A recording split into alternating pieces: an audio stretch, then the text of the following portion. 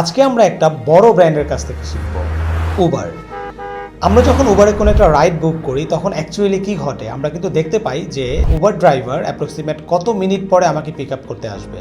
So কখনো এটা 5 minute হতে পারে, কখনো এটা 20 মিনিট হতে পারে। বাট আমি যখন জানি অ্যাপ্রক্সিমেট কতটুকু সময় লাগবে, তখন কিন্তু আমি একটু বেটার ফিল করি।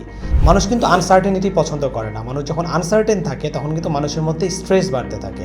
আমি আরেকটা এক্সাম্পল দিতে পারি, আমরা যখন ডোমিনোস পিৎজাতে যাই এবং আমরা যখন কোনো একটা পিৎজা অর্ডার করি তখন কিন্তু আমরা দেখতে পারি আমার পিৎজাটা হতে কতক্ষণ লাগবে। সো এই যে আমি জানতে পারতেছি আমার ডেলিভার হতে কতক্ষণ লাগবে, এটা কিন্তু আমাকে রিলিফ দেয়। সো আমরা যখন আমাদের বিজনেসে কাস্টমারকে ডিল করি, এটা যদি সার্ভিস বেস ইন্ডাস্ট্রি হয়, তখন কিন্তু আমাদের মেক শিওর করতে হবে যে আমাদের ক্লায়েন্টের ক্লিয়ার আইডিয়া আছে যে তারা আমাদের কাছ থেকে কী ডেলিভার পাবে এবং কখন ডেলিভার পাবে।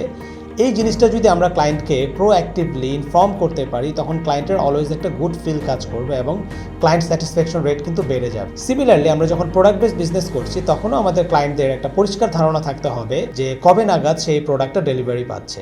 এবং এই পুরো ব্যাপারটাকে যদি আমরা অটোমেটেড করে ফেলতে পারি, তাহলে কিন্তু আমাদের স্ট্রেস কমে যাবে, প্রোডাকশন খরচ কমে যাবে, ক্লায়েন্ট স্যাটিসফ্যাকশন রেট বেড়ে যাবে। সো এই বিগ ব্র্যান্ডের এই ব্যাপারগুলো থেকে যদি আমরা শিখতে পারি, তাহলে কিন্তু অলওয়েজ আমরা এই ব্যাপারগুলো আমাদের বিজনেসে ইমপ্লিমেন্ট করে কিন্তু আমাদের ক্লায়েন্ট স্যাটিসফ্যাকশন রেট অনেক বাড়িয়ে ফেলতে পারবো।